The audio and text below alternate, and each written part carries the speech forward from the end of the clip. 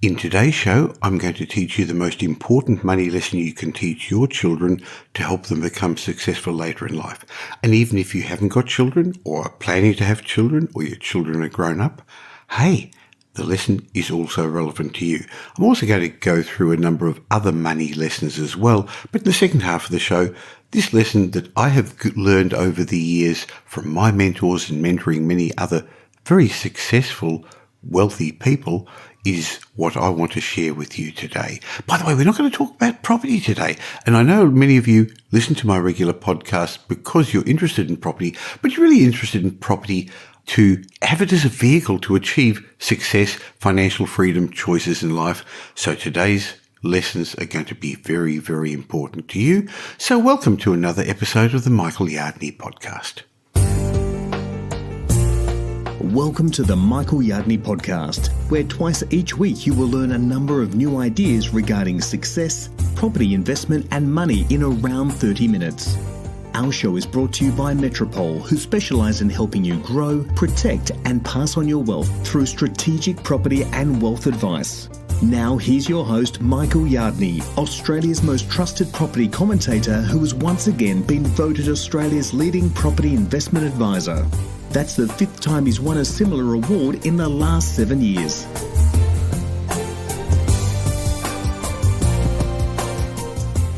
As I said in the introduction, today's show is about important money tips you can teach your children.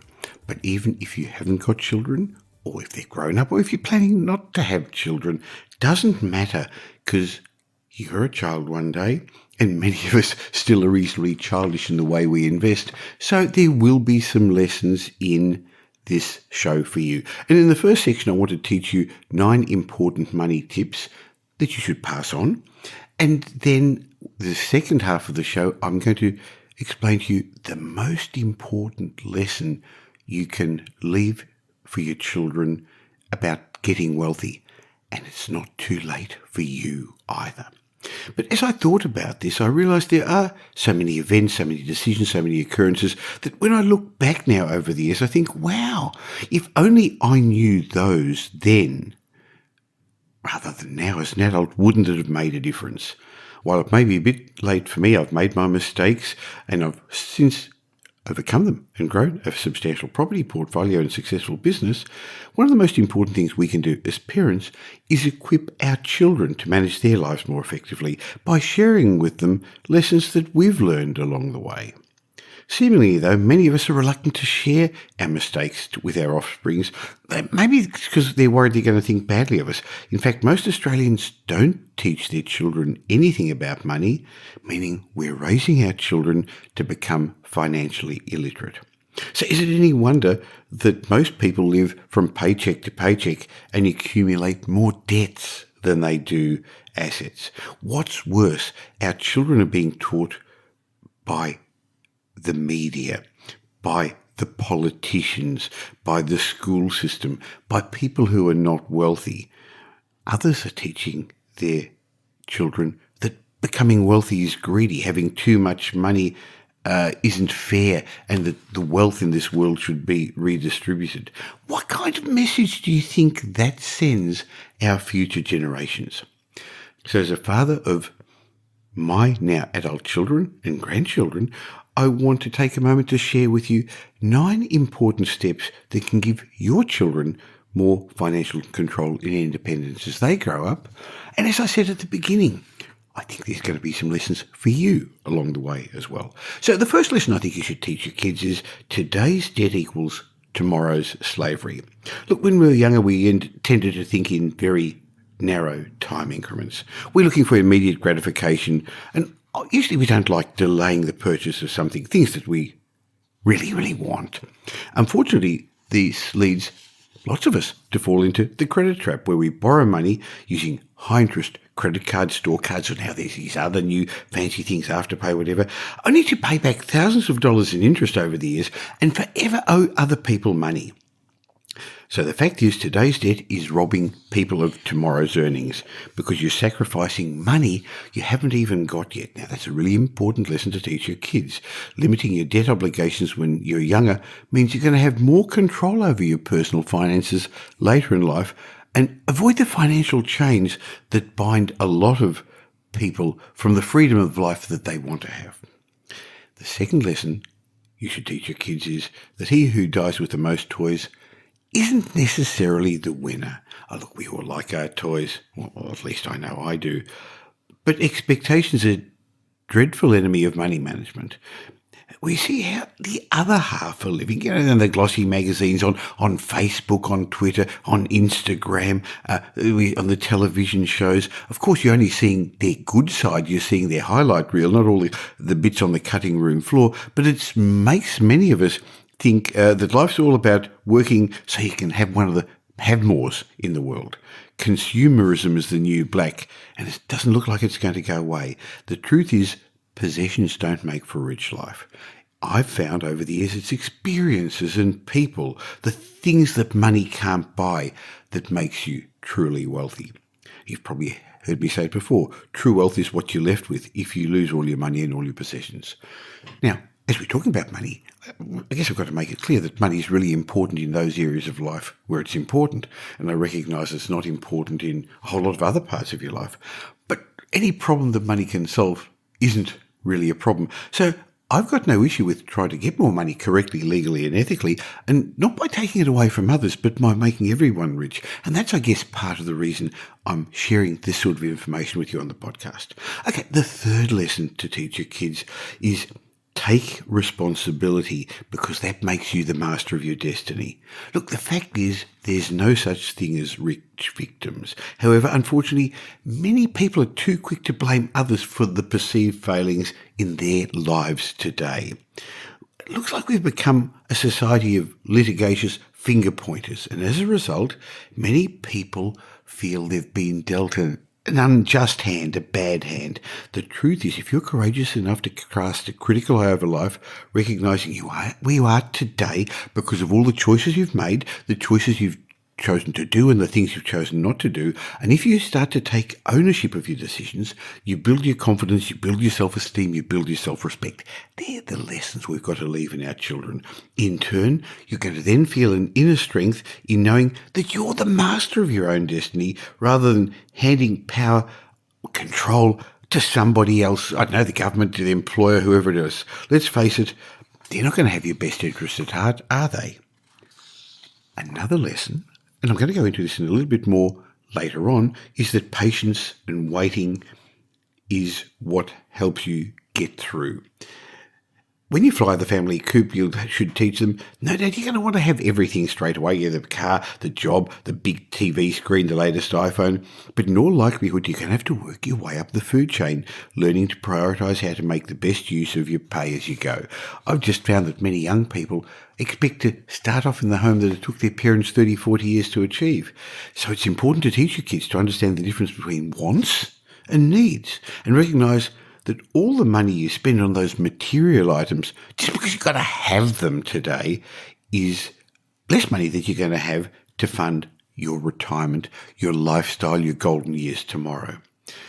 And it's important to know that if you work hard and invest even harder, your purchasing power will increase over time. Now, as we go through these lessons that I think you should be teaching your kids, just have a think. Hey, how does that relate to me? Like the next one. The lesson I think you should teach your kids is luck's made through hard work. Many of us seem to want to attribute the success of others to good fortune. Perhaps they're in the right place at the right time, or they knew the right person, or they bought a property years ago when it was so much easier to do and the property boom occurred. By the way, it wasn't that much easier to do. It was really much harder when I first started out. But anyway, there's no doubt that a handful of people have lucked out. They've won the lottery, or they had rich parents. But truly successful people do the hard yards to reach where they are today. I've found most of the clients I deal with are self-made millionaires. They've made it themselves. We've all started with much the same amount of money. So if you can find something you're passionate about and you can make a living doing it, you're going to be far more likely to achieve great things, because you're going to be working harder to reach your goals, and every day isn't going to be a struggle. I hope you're getting some benefit from these lessons I'm trying to teach you, to show your children, because you should also tell them that you don't need millions to achieve financial freedom. I see lots of people who've got lots of money and very large salaries, but they're up to their eyeballs in debt. Many of society's rich power players are asset rich but cash flow poor because they've got huge debts. Some are, in fact, over-committed with debts. So other people I've come across a lot of very successful investors who have got what many would consider moderate income. But what they've done is learned how to spend less than they earn, invest, save, and then build an asset base so that one day they're going to have more choices in life. Another lesson to teach your children is spend less than you earn and invest the rest, because that's how that group of people I just mentioned a moment ago on not such high incomes have managed to get out of the rat race. So if you follow this one golden rule above all else, you're quickly going to establish yourself on the path to financial freedom. That's what you should be telling your children. So I believe you should be living on probably 70% of your after-tax earnings. You should probably be giving about 10% of your after-tax earnings away to charity, and you should be spending 20% of your earnings on building an asset base, so saving first and then investing, and allow the power of compounding to work. The last lesson I want to share with you today, sure, there's lots more you can teach your kids, and I'm going to actually in a moment give you a very, very important one, but the last lesson in this section I'd like to mention is remind them that their youth won't last forever, so use it wisely. Sure, compounding relies on money, but it also relies on time. I'm sure you've seen those graphs which show that if you start earlier in life and don't invest as much as somebody who starts later and invests more, you're going to be far ahead. So it's the power of compounding and time that's important. So teach your children not to waste those early years when they get into the workforce, they've got income, they've got surplus income, they should already start investing it wisely, because that's going to help them secure their financial future. I think the message I'm trying to get across to you is that wealthy people do things in certain ways every day that sets them apart from everybody else in life. Wealthy people have developed good habits, money habits, success habits, and most of them have learned them from their parents. Remember, you are your child's mentor. Who else have they got to learn from? Have a think about it. Have you become more like your parents money-wise as you got older?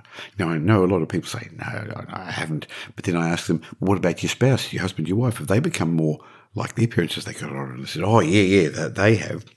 So I'm trying to show you that the daily habits that you impart in your kids are the reason for the wealth gap in our country and the real reason why the rich get richer. As I said, we're likely to be the only mentors and at least the most influential mentors of our children. Unless we teach our children good daily success habits, allowing us to level the playing fields, the rich are going to continue to get richer and the poor are going to continue to get poorer. So it may just pay to give your children a little more time. Before we get on to the next section of this show, where I want to leave you with the most important trait of successful people, not just in property, but in all areas of life, I'd like to remind you that just like you're teaching your kids to plan for their future, if you're wanting to become financially independent, you should also plan for your future. It doesn't just happen. And that's what our team at Metropole help a lot of our clients do. We help them achieve financial freedom by working out where they are now, deciding where they want to go, and then putting a strategic property plan together for them. It shows what they can achieve. And the strategic property plan shows them what's realistic.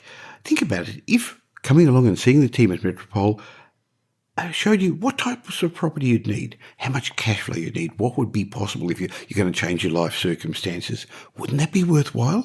Think about it. If we could explain to you what your next step should be, the likely timelines, how long it's going to take you to build the asset base you require, wouldn't that be worthwhile? So why not go to metropole.com.au, leave us your details, and allow my award-winning team to give you some clarity in these uncertain times. We'll help you build a personalized strategic property plan by bringing your future forward to today and helping you plan to become the person you plan to become. And by the way, we've got no properties for sale, but our job is to help our clients grow, protect and pass on their wealth through independent advice. So go to metropole.com.au or you can ring us on 1300 Metropole. I'd love to be part of your long-term wealth creation journey.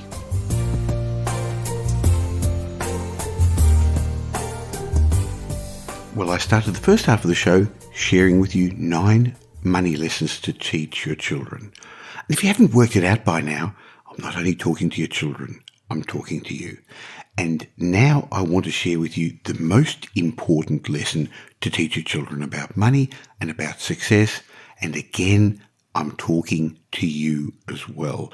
Because when I've seen so many successful business people and entrepreneurs and the average Australian and person elsewhere around the world that I'm dealing with struggling, I've recognised there is one big difference between the successful people in all areas of their life and the average person, and that's the power to delay gratification. So this is going to be a bit of a rant, but it is because I really, really believe this is a critical lesson to understand, to change your way of doing, to change your way of being, so you can achieve what you deserve and you can show your children how to achieve what they deserve. You see, we live in a world of consumption where people seek immediate gratification. We want the latest gadgets, we want the latest products as soon as they hit the shelf. You know what it's like, the next Apple iPhone is going to come out and all of a sudden there's ridiculously long lines, queues, people sometimes even staying overnight to get their updated phone, of all things. But similarly, when it comes to money management and becoming rich, patience and delayed gratification does make all the difference. And that's why I'm going on this rant, because I found that patient people are more likely to save their pennies. Now, that's showing my age, saying pennies, but save their pennies than seek an easy and I guess more expensive way of buying things through credit. Patient people seem to be happier to wait for that new car, the big TV, or the latest gadget, whatever it is. They've suddenly realised they don't have to have it all yesterday.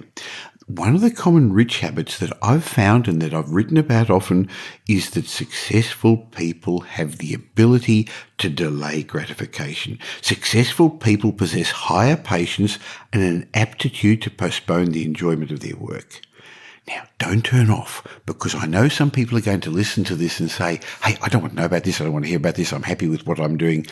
If you're not where you want to be financially at the moment, please pay attention to this lesson, because our brain has a way of telling us, oh, I already know that, or you suddenly do other things or multitask and get yourself away from this very important lesson that I'm trying to give to you.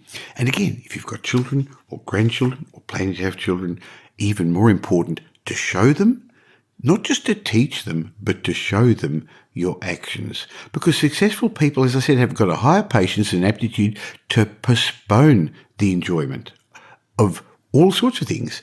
They've got an ability to work hard to accomplish a goal which isn't achieved for a long time. In other words, they've got a long time perspective. Learning to delay gratification rather than seeking immediate satisfaction, in my mind, is essential to success, particularly when it comes to things like investing, in business, making money.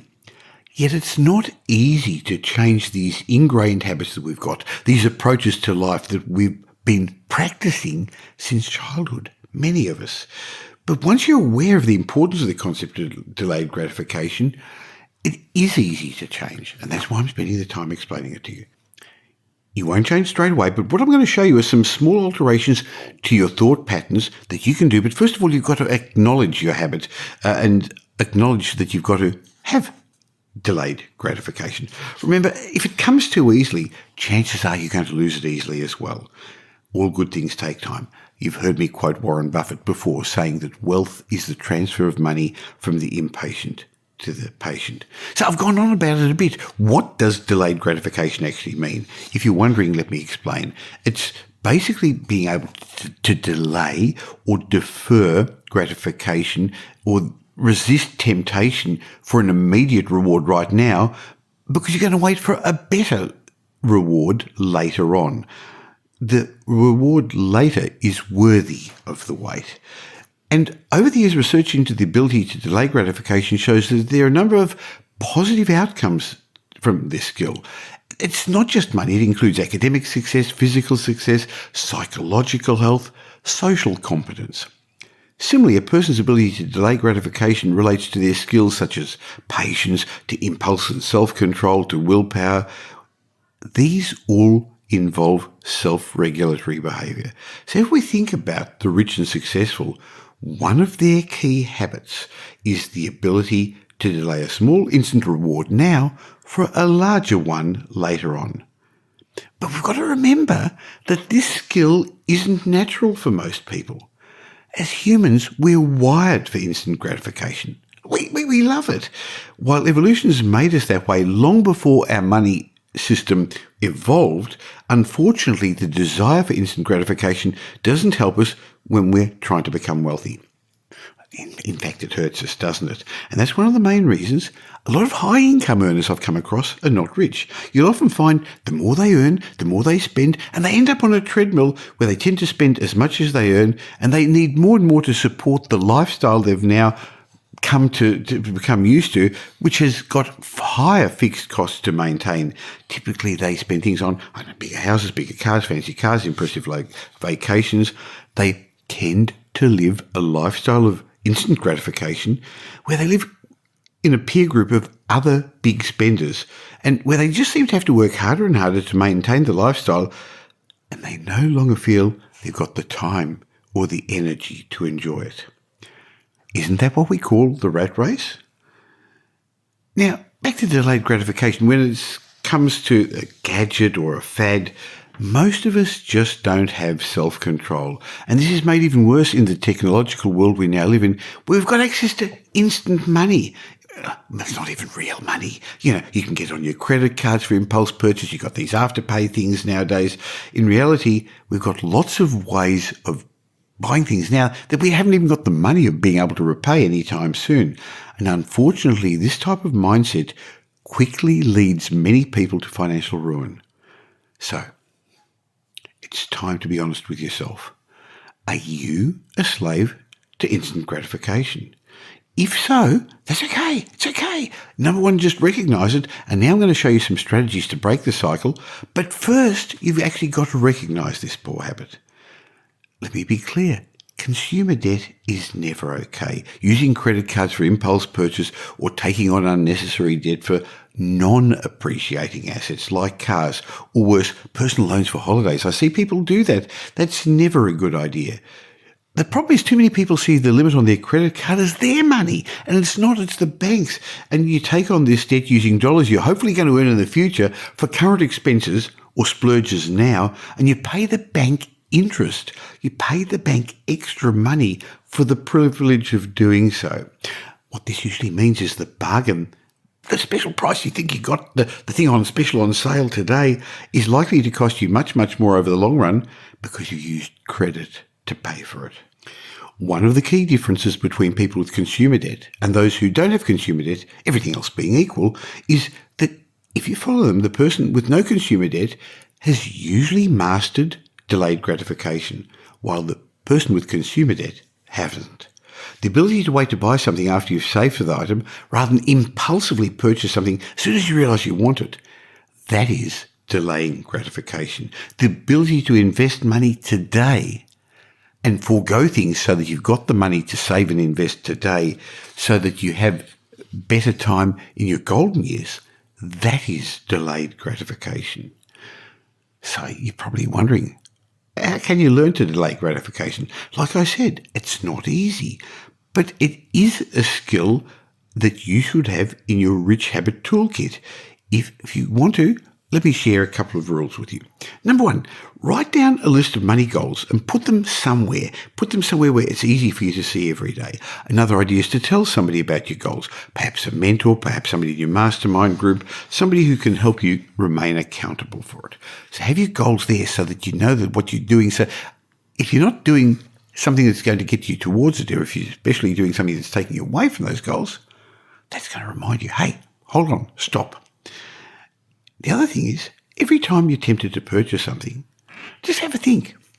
do you really want it or do you need it? If it's a want, such as, I don't know, a new suit, a new handbag, then delay the thought for 24 hours before deciding whether you want to buy it. Most of the time, that 24-hour period is going to be enough for you to say, hey, I don't really need it. Now, for more expensive purchases, I think you should actually leave that delay even longer than 24 hours. If you're buying a doodad online, something special, just put it in the shopping cart, but don't click the checkout button straight away. Instead, come back in 24 hours online, and if you still need it as opposed to want it, okay, then go ahead and buy it. Interestingly, you'll be surprised how often the desire has disappeared. So let me just go into a bit further about this, because there is a science to delayed gratification. Now, there's been lots of studies about delayed gratification over the years, and I'm going to just share two of them with you to help you understand. As I said, this is a slightly longer rant, but I hope you're finding it useful, and I hope your brain isn't taking you out thinking about other things because it doesn't like what it's hearing because it's related to you. But there's a very famous experiment in 1972 where they tested children's ability to delay gratification, and in this experiment, the researcher offered a small child a choice. They could either have one marshmallow now or two marshmallows if they could wait a mere 15 minutes. And so the researcher left the child alone in a room with one marshmallow on a tray. And of course, they filmed the children on a secret camera. And of course, most children couldn't wait, and they soon ate the marshmallows straight away. However, about 30% of the kids were able to delay gratification, and when they did, they got a second marshmallow. Now, interestingly, the same children were tested over the next 30 years by the psychologists, and guess what happened? The ones who could wait, the ones who could delay gratification, the ones who got the prize of the second marshmallow, interestingly, maybe not interestingly and not surprisingly, were more successful later in life. They got higher scores at school. They had fewer problems with drugs. They were more likely to go on to university. They had better health and lower body fat. And interestingly, they were made more money as adults in their profession. According to the researchers, the children in the experiment used a number of techniques to delay gratification. And because you remember, they watched them on the video, and the children did childish things. They looked around so they couldn't look at the marshmallow. They covered their eyes. They patted the marshmallow. They did other things to change the control of their focus. They looked elsewhere. They were childish techniques, but they worked. What was clear from the experiment, though, was that third or so of children who were lucky enough to have developed self-control from a young age as they got on later in life also had self-control. They were able to control other areas of their life and became more successful and reached more of their goals. In other words, this series of experiments proved the ability to delay gratification was really important for life success. If you think about how you can see this could impact on your life, you could look at it all over the place. If you can delay the gratification of watching television and get your homework done as a child, you're going to get better grades at school. You're going to get further. If you can delay the gratification of eating lollies or chocolates or chips or whatever, you're going to eat healthier. You're going to become healthier. If you delay gratification of finishing your workout in gym, keep going and put in a few more reps, you're going to be stronger and fitter. So the question is, why did some of those children have more self-control? Why were some of those children destined for success? So more research was done over the years, as you can imagine, to find out the answers. And researchers at the University of Rochester decided to replicate the exercise, but they actually made it slightly different when they experimented. This time they split the children into two groups. And according to the study results, the first group were exposed to an unreliable experience, something that upset them. They were promised a crayon or some stickers or something like that, and they didn't get it. They weren't given them. The promises never materialized. On the other hand, the second group had reliable experiences. What they did was they were promised crayon stickers, things like that, and they were given them. It doesn't take Einstein to work out what consequently happened to the marshmallow experiment. The first group, those who had experienced broken promises, had no reason to trust the researchers. Why would they even bother giving a second marshmallow? So they ate the first one straight away. At least they got that one. But the second group, however, those that had delayed gratification training because they had a promise made to them and it was kept, they got their stickers, they got their crayons, whatever, they also had the ability to wait longer because they knew something good was coming. On average, according to the results, they waited an average of 4 times longer than the first group. In other words, researchers found that children's ability to delay gratification and display self-control wasn't a predetermined trait, but rather it was impacted by experiences and environment that surrounded them. In fact, the effects of environment were almost instantaneous in this result. Just a few minutes of reliable or unreliable experiences was enough to push the actions of a child in one direction or the other. Over the decade, these marshmallow experiments became very popular and lots of people tried to work out what was going on. But let's be blunt, human behaviour and life in general is much more complex than that. Let's not pretend that a choice a 4-year-old makes is going to determine the rest of their life or how rich they're going to be or how successful they're going to be. But what I'm trying to point out to you in this, as I've said right from the beginning, and thank you for sticking with me this long rant, is that studies do highlight a very important rich habit. Waiting for that second marshmallow or better crayons or stickers isn't easy. In fact, for children, it's particularly hard.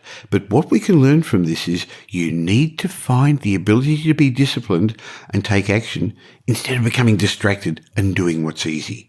Success in nearly every field is going to require you to ignore doing something easy today for waiting for something better in the future. Yes, you're going to have to learn how to delay gratification as well as teaching your children. The lesson from all of this, though, is you can develop the rich habit of delaying gratification, and you can help your kids do it as well by accepting that the good things in life are worth waiting for. Well, that was a heavy show today, and it was just me, no guests.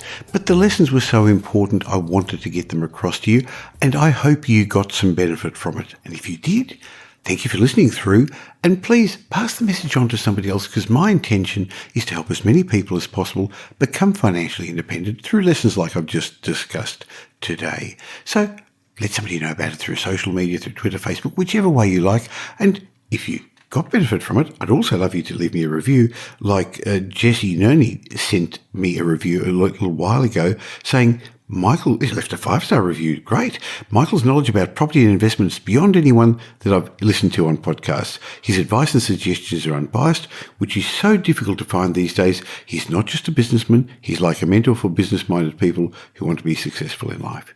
Well, thank you so much, Jessie Yardney, for sending me that or leaving that review on iTunes. And if I read out your review, like I just did then, email me, michael@metropole.com.au, and I'll say thank you by gifting you one of my books.